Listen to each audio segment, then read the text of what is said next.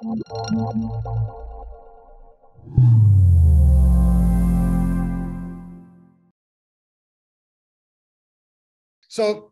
let me start by explaining some of the background behind this. I founded and ran a telecom software company for about 15 years. And I left that really not knowing what it took to scale a world-class company. We theoretically were successful. We were a mid-sized company. We grew and were profitable for many years, but we didn't create a world-class success. And I sort of wondered what it took to create that. And so have been sort of fascinated by that subject ever since. And when I left that, I set out to figure it out. And so I ended up working in as CFO of a number of companies. And one of the reasons I've had so many different things in my background is I've spent my time trying to figure out what it takes to succeed in the software business.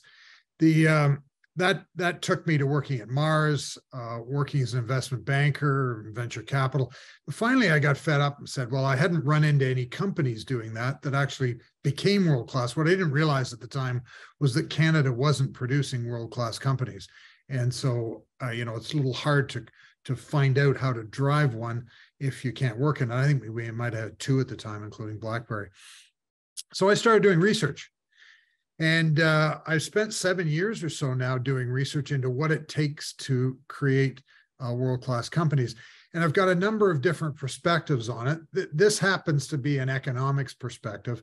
I've got more of a part of this as a marketing perspective, which is driven by how large markets are and how you can assess markets and things like that. And that's part of this talk, but just a small part. This part, I want to focus in on the economics behind the success of these companies, because people don't realize that's a lot of what drives the success of businesses.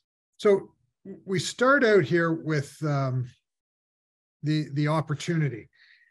And this is an interesting one because for quite a while, I focused on what it took to create a unicorn and to have an IPO. And I was calling that unicorn math, but I sort of changed that over time and said, let's look at what it takes to create any degree of success. And basically, there are two ways you can succeed, because fundamentally, if you're in this business of growing it, I suppose you could grow something that pays you big dividends, but typically that isn't the creation of a good world-class company. The end result of what most people are doing in tech is an IPO or a merger. Eventually, you're going to be judged on the economics when you undertake these two events.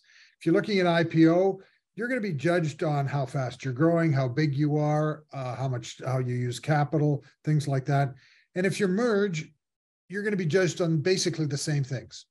Your valuation will depend upon these factors, in fact. And so it's my proposition that if you understand the economics of that, of what it takes to reach an exit, then you can apply those economics earlier on to the growth of your business and make sure you're on the right track. So the key is getting on this right track. And the two tracks are IPO or merger. And I'll get to the selection of those tracks in a second. Fundamentally, what we've got here is a situation where valuation is dependent on your growth rate. And people talk about a revenue multiple. So revenue multiple is simply your valuation divided by your revenue at any point in time. And that creates your revenue multiple. So this graph I actually did a number of years ago, and I haven't changed it for a simple reason we'll see in a second, is that it really shows the relationship between the revenue multiple and growth rate, because your revenue multiple is dependent on your growth rate. For the math nerds amongst us, the correlation between the two is 0.58. So a high degree of correlation between how fast you're growing and what your revenue multiple is. So if you get a revenue multiple of 2 for for a company doing $1 million of revenue, you're worth 2 million. If your multiple's 10, you're worth 10 million. You haven't had to do anything more except grow faster to get to that million. Now you see that little dot in the top right. That dot sitting at about a revenue multiple of 20 and a growth rate around 90. That was Shopify. And that was Shopify in about 2018. So it really shows how dynamic this idea is, that everything in fundamental to your valuation is dependent upon your growth rate. So success is fundamentally about growing. This is the concept of scaling, and how fast you grow will dictate what your opportunities are for an exit and how much you get in that exit. So I want to look at two different points of valuation. And one is the typical valuation on an IPO, and the other is the typical valuation when you merge.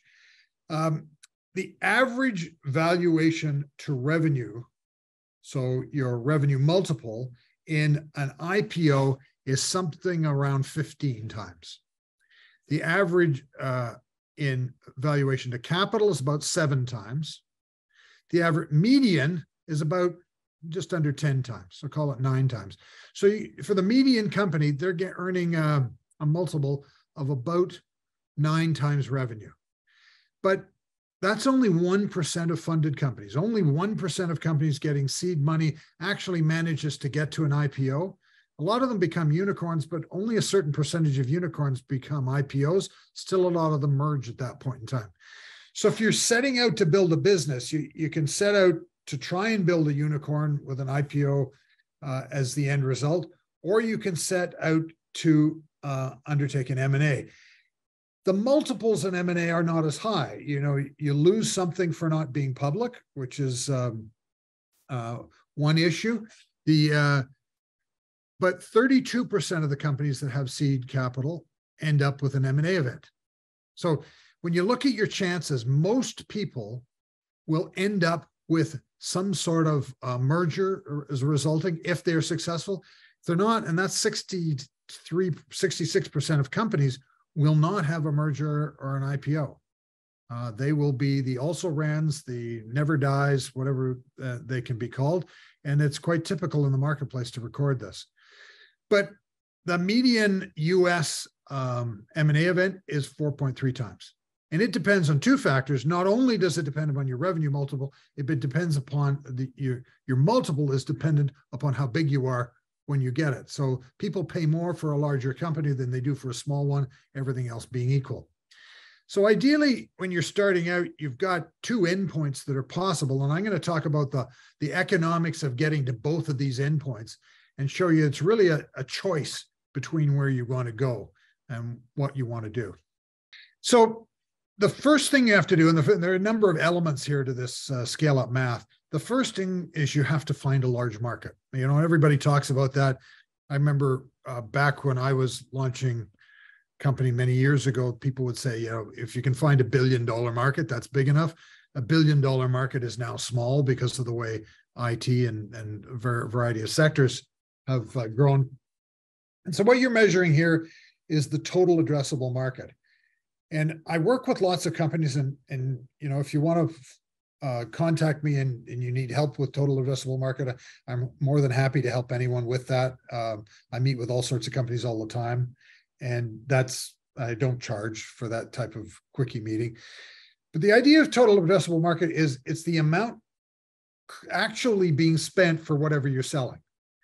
A lot of people look at it differently. One is potential addressable market, which is if everyone who is eligible could buy or did buy what you are trying to sell. So they say, okay, we're in a market that has a population of 1 million people. They could each be spending $1,000 a year. Therefore, it's $1 billion market. But those 1 million people aren't buying. For instance, if you're selling to enterprise, the smaller enterprises and the small business customers aren't buying, the large ones are. If you're selling to individuals, the high wealth individuals might be buying, the low income people might not be buying.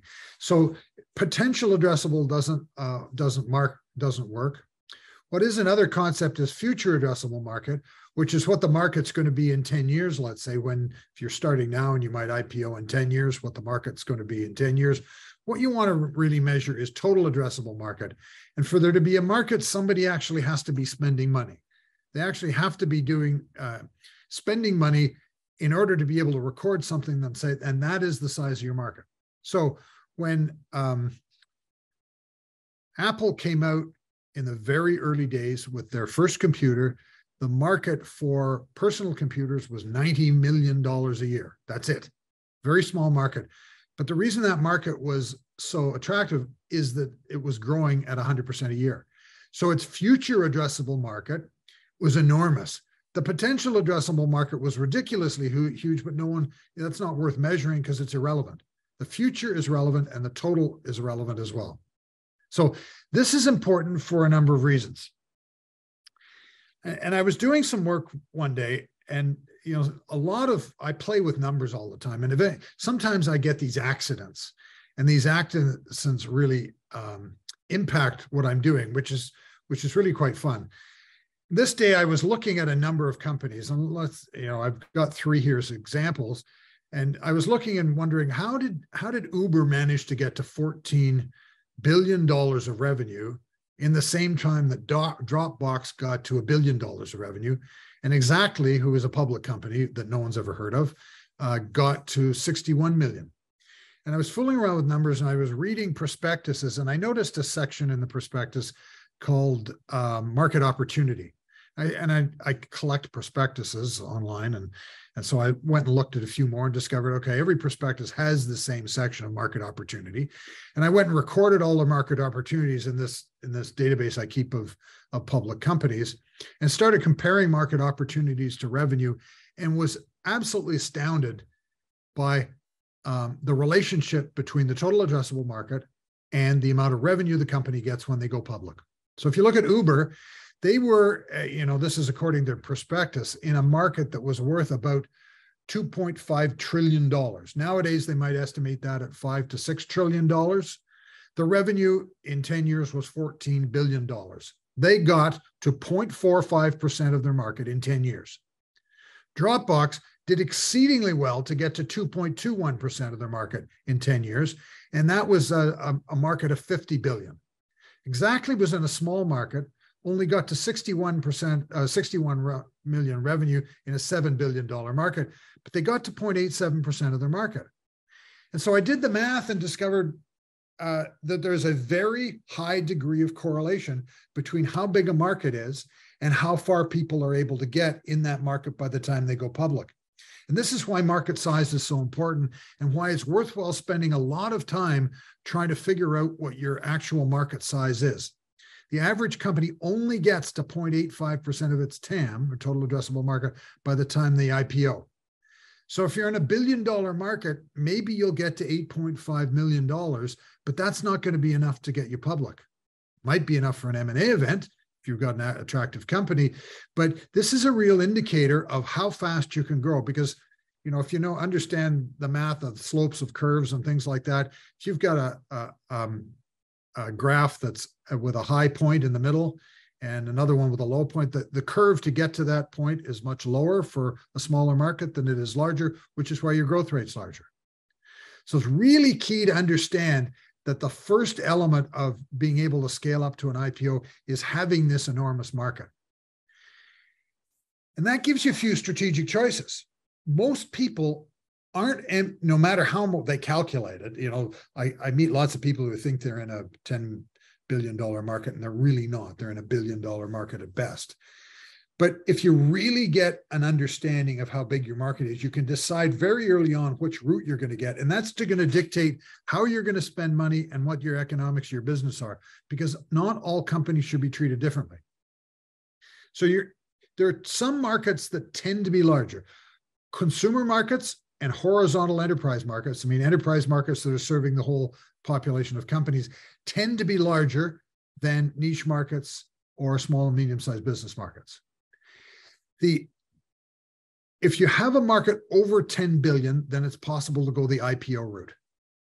If your market is 1 to 10 billion, then I think the likely end result of your company will be a merger, some form of acquisition.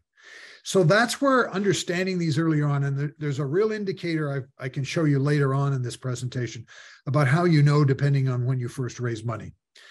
But if you're going the IPO route, the idea is to raise massive amounts of money, grow 100% a year, and go public with 100 million plus of revenue in 10 years.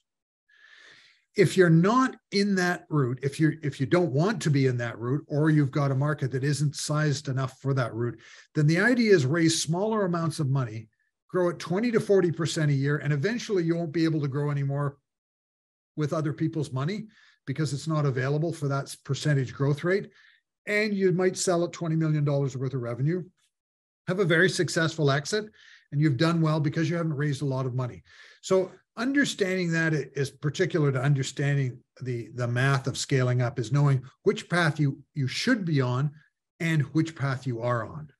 You can find out how big your market is before you actually do any coding, before you do anything, any product development of any type whatsoever. And it's all through market research. And once you've done that, you might raise a small amount of money from friends and relatives and get some form of minimal viable product.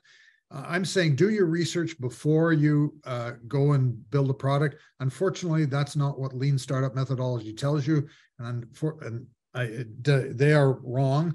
The second thing you want to do is to find product market fit. Typically, you raise seed money to find product market fit. So beginning, when you go out there, you're spraying the market, figuring out where you could potentially play a role and what types of users are the right ones for you, what use cases they have that work with you, but you're just trying to find anyone. Then when you hit about 50,000 a month revenue, you can raise a seed round, maybe $3 million. And the objective of that round is to find your product market fit. You really can't find product market fit until you've got enough customers to know which ones are good ones and which ones are bad ones. And so that's key. And product market fit is key because it's going to increase your customer lifetime value. What you get, though, is, and everyone's seen Crossing the Chasm, and the difference between the early market and the mainstream market. In the early market, you have strategic buyers. In the mainstream market, you have buyers who are buying for a different reason. And when you're starting out, your initial buyers are quite often strategic buyers.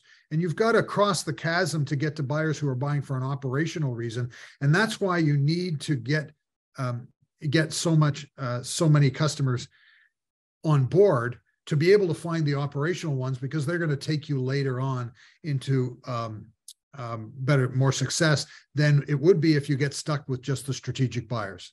So understanding why people are buying is part of this product market fit.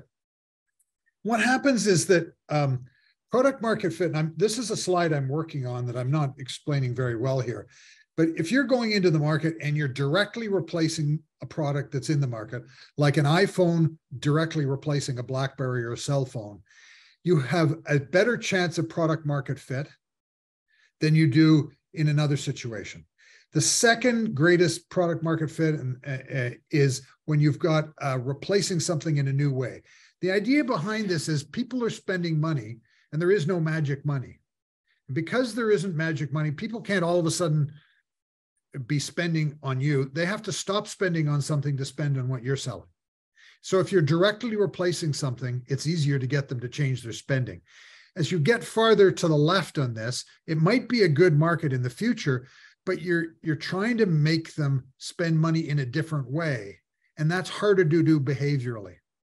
And so your product market fit is better on the right-hand side of this continuum. You also deal with purchase barriers. And part of product market fit is understanding what those barriers to purchase are, the implementation costs, the learning costs, what the risks are, how you get rid of strategic risks and operational risks in order to get people to buy. So it's a large part of experimentation with a seed round. And in this, what you're trying to do is something that's radically different. You can't be the same as the competition. You can't be close to the competition. You have to be radically different because there's so many opportunities out there that people have to notice you. The only way to notice you is to be that different. There's an easy way of measuring product market fit. There are three ways here I've dealt with. One, which is Net Promoter Score. Most of you are familiar with that, but in case you're not, it is asking a simple question. Would you be likely to recommend this product to a friend of yours? And it's a scored in a 10-point scale, and the numbers who score 1 to 6 are subtracted from the ones that score 9 and 10, being the detractors are subtracted from the promoters to create a score. This one's interesting. I took this, and I'll leave it. It's an older chart. You'll notice Zoom is at the top at a 70. That was pre-pandemic. the Zoom was already up there. You notice where Apple sits, that they're above 40 on an Apple Cloud and Apple iPhone are above 60 in Net Promoter Score, but you get products from IBM and Dell that are sitting below 30. You can argue what the best Net Promoter Score is. I say 30, it's probably more likely 40, but you can also measure the Sean Ellis test and net revenue retention as other ways of measuring product market fit. And typically, though, when you go out to a market, you're spraying and praying that and finding out what customers work. You're not going to get a Net Promoter Score of 30. The key is to be able to use that Net Promoter Score to actually segment the market to find out where your best fit is. So if you've got a Net Promoter Score of 20, line all the ones who are above 30 with the ones that are below 30 and find the difference between them. Segment the market that way. And it could be a geographic segmentation, demographic, psychographic, behavior, whatever it is. That's what you can do to figure out where your best market is. And then strategically, the next thing you do is figure out how you can improve that product market fit.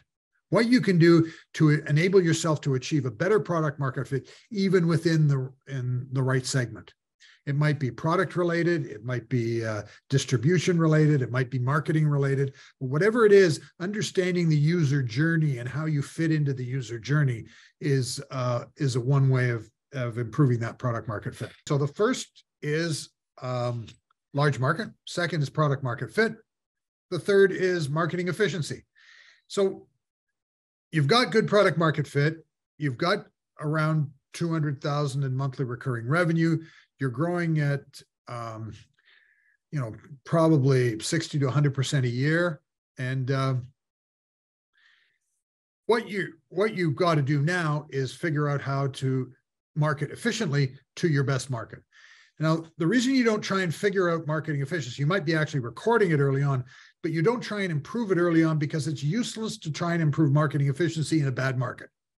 And this is one of the things that happen when companies try and scale too quickly. They pour money in, they try to attempt to improve marketing efficiency, but they're after the wrong market segments.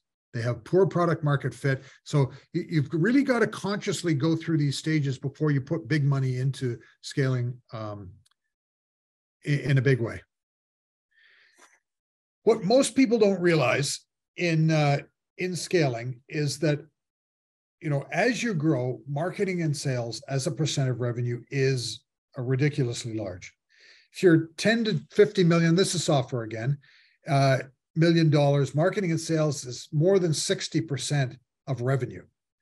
If you're 50 to 250 million, it's more than 50%. When you're above 250 million of revenue, marketing and sales as a percent of revenue is still close to 40%. I found in research a number of years ago that the companies that spend as much on marketing and sales from the minute they start as they spend on R&D are the ones that grow fastest. It was an interesting observation. And so this is before they actually have revenue even. From the minute they start, they're spending on, not on marketing communications, but they're spending it on marketing research. They're spending it on understanding their market. They're understanding in product marketing, all of the various things that don't go into marketing communications. So marketing spending, even from the first day, is important. And this goes back again to lean startup methodology, is doing that work enables you to come out with a product that has a better chance of product market fit early on. As the company matures, in software, marketing and sales should rise to more than 2 times R&D. Now, this is a surprise to a lot of people. If you look at public Canadian companies, they are sitting down with marketing and sales on 1.25 times R&D, maybe a bit more, but on the same time, they're not growing as fast. And there is a really high degree of correlation between the spending on marketing and sales and your growth. Too many Canadian companies are spending too little on marketing and sales and too much on R&D. And it's one of the things that is really hampering growth of Canadian tech companies. Now, I mentioned software. In medical device, marketing and sales as a percent of revenue for public companies is 5 times. It's even bigger. You wouldn't think that would be the case, but it really is. It's an essential ingredient here. What you want to get in this, in one of the measurements, is customer lifetime value, or LTV, over customer acquisition cost of greater than 3.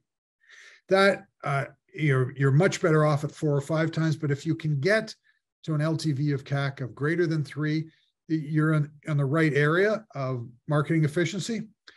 But there's another number that I use that is probably more predictive and I find more interesting, is marketing and sales as a percent of next year's revenue. And this is where we get into the issue of whether you're creating an IPO or an M&A type of company. And the idea behind it is the money you spend on marketing and sales this year really benefits you next year, unless you've got a really tight connection between marketing expenditures and landing a customer and getting revenue of the customer. Most of the time, particularly in enterprise, you're benefiting next year. And so I use this measurement, which is marketing and sales as a percent of your next year's revenue. So if you're this year's revenue divided by last year's marketing and sales, and you can see there's a great degree of variation in there. Shopify, it's at about 22%. Dropbox, very successful as well, around 23%. Cloudera and Box, who are both public companies, have marketing and sales about 62% and 80% respectively of next year's revenue. So really inefficient from a marketing perspective. The average there is about 37%. But capital as a percent of revenue is significantly affected by this. And this is why it becomes important, is that it takes $1 of capital to produce $1 of revenue for Shopify and Dropbox, but it takes more than $3 of capital to produce $1 of revenue for Cloudera and Box. Now, they're going to trade at the same times revenue multiples, so that Shopify and Dropbox investors are going to do a lot better because they've got high degree of marketing efficiency. And when you have high marketing efficiency, you have high degree of capital efficiency.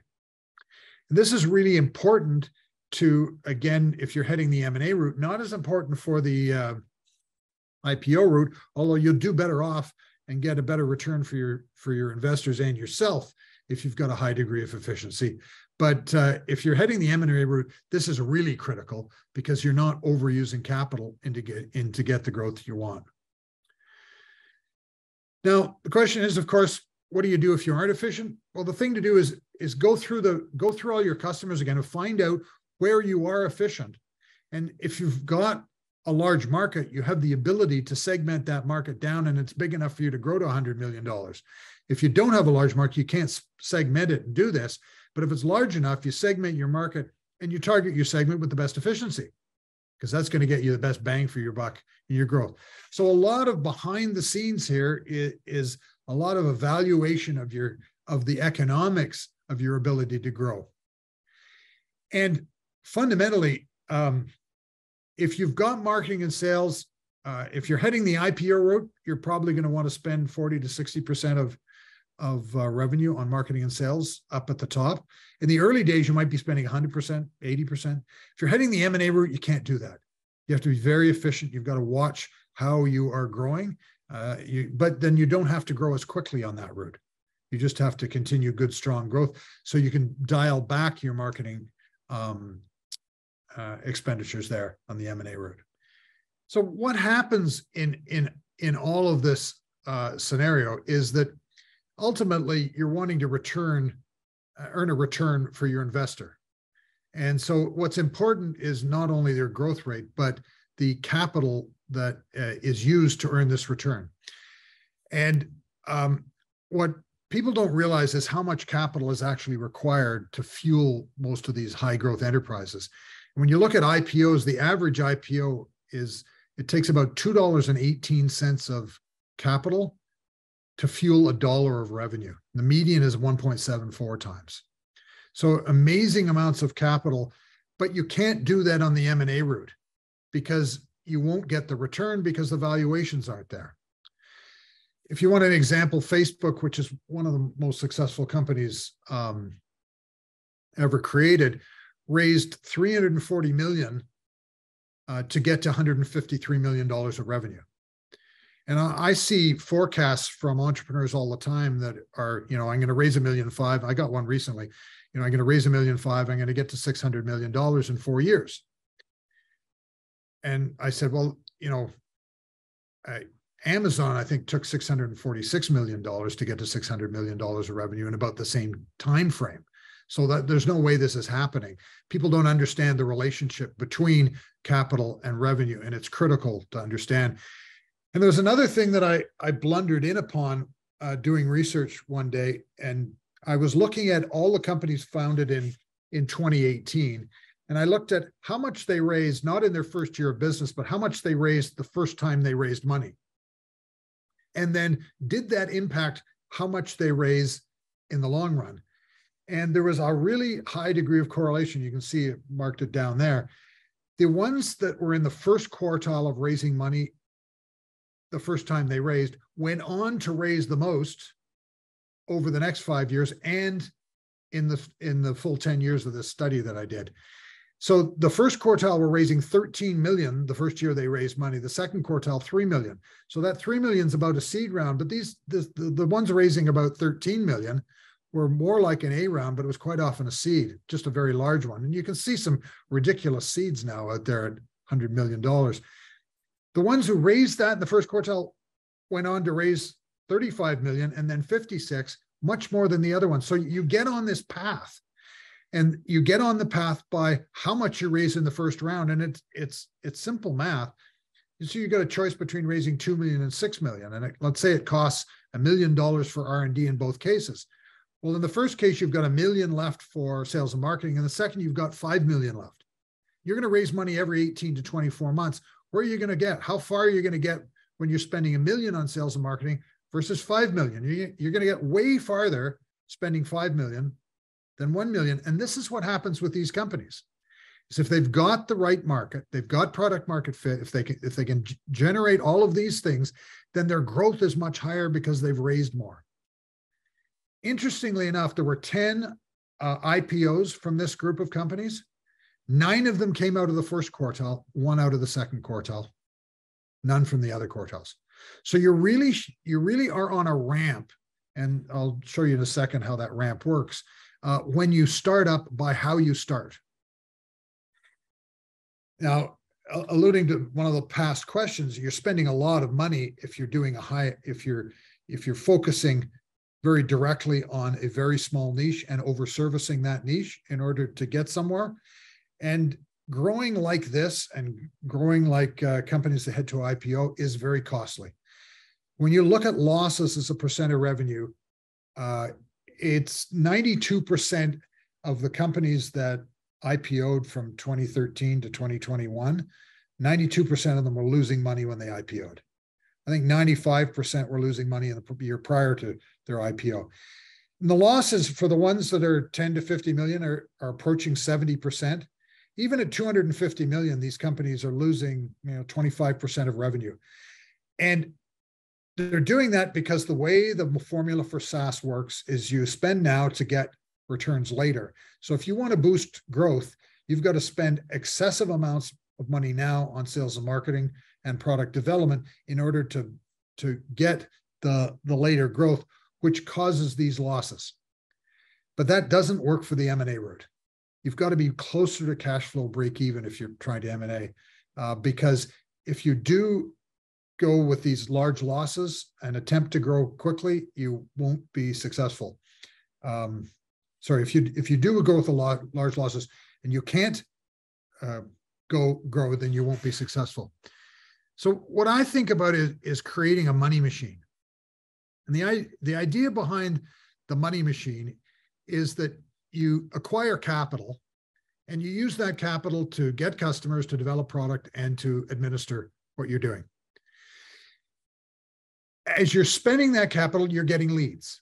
And the leads are leading to discussions, and the discussions are leading to proposals, they're leading to trials and to sales. Whether it's an online sale, whether it's product-led marketing or whatever it is, it's basically the same flow. They're coming into your funnel and they're going through your funnel. The size of leads you get depends upon your market size. Your competitive positioning affects your ability to drive discussions. Product market fit drives ability to get proposals, and your efficiency. All of these things work together in your funnel to create growth. Your growth, the more your growth, the more capital you can acquire, and you get onto a flywheel, because it's the start of a flywheel, which if you acquire enough capital to grow quickly, it enables you to acquire more capital, and it grows ever larger. But all along the way, you've got to watch out for your capital utilization. I calculate something called growth efficiency, which is growth rate moderated by the efficiency of your capital. And that's a really good indicator of the valuation and return for investors. Financial forecasts, to me, are an economic model. It is your reflection of your economic model. So companies really need to understand this relationship and build this relationship into their financial forecasts, and understand from the data that they're getting, because you're getting a lot of data all the time you're growing. You're getting data about leads, discussions, proposals, trials, and how much it costs to drive these things. And it's very early on, the minute you start, you can be making assumptions and then quickly changing your assumptions into data that drives this economic model, so that you can play around with the results you get. The ultimate effect is to create high growth rates. And I'm doing a survey now. I've got data on 15,000 U.S. North American companies that are starting up, and I've got a separate 15,000 companies that are scaling. I've finished my numbers on scaling companies. I'm doing the starting ones now. But what I'm seeing is, from this and other data that I've got, if you're under $1 million, the top two quartiles, the average of the top two quartiles in growth rates, about 250%. If you're $1 million to $5 million, it's about 175%. The top quartile in SaaS is about 450%. And all along the way, you can get the next round of funding if you have numbers like this. If you don't have numbers like this, eventually the funding will run out. What happens is that the funding runs out first from foreign investors, who typically invest in only the higher growth companies. The next rounds of funding run out from Canadian investors, who occupy a slightly lower niche than foreign investors in what growth rates that they're willing to finance. And at the last, on the bottom of it, is if you can't get those two, then you can get government money, government financing if your growth rates are lower, but you complain a lot to the government. So these are the growth rates you need to be on to IPO. But if you're in the M&A route, 10 to 20, ideally 20 to 30. It is possible to grow without capital at 20 to 30% a year if you're really careful. There are lots of good companies out there that have bootstrapped that way. There's one that acquired capital just in the last few days that I was amazed at how big they'd gotten, but I haven't looked into them enough to be able to follow them. Ultimately, what matters, I alluded to before, was growth efficiency, which is capital. And so capital efficiency is capital raised divided by your revenue. Growth efficiency is your growth rate divided by capital efficiency. The top quartile companies are sitting at 100%. So they're growing at 100% with a 1-to-1 capital efficiency ratio. That's the Shopify. That's why Shopify got a 20 times revenue multiple. And you can see this. This is another one with a high degree of correlation in the stats. This is especially important for the M&A route, is understanding growth efficiency, because that's what will enable you to earn an equivalent return for your investors as they could through an IPO if you have growth efficiency. And you can actually calculate it. If you look at an IPO route, the median is about 9.4 revenue valuation to revenue. Say it's 3.3 in the M&A route. Capital to revenue, if you can keep your capital to revenue at 0.63, and earn the median valuation, then you've got the same return for your shareholders as you would have for an IPO route. So it is possible to raise money and do extremely well on this route, but this is where you have to keep your capital as a percent of revenue lower, much lower in the M&A route than the IPO route to result in equal returns. So the next steps, and we'll open it up for big questions later, is you've got to figure out where you want to be. Look for industry research. one of the biggest sources I find is prospectuses of companies in your industry.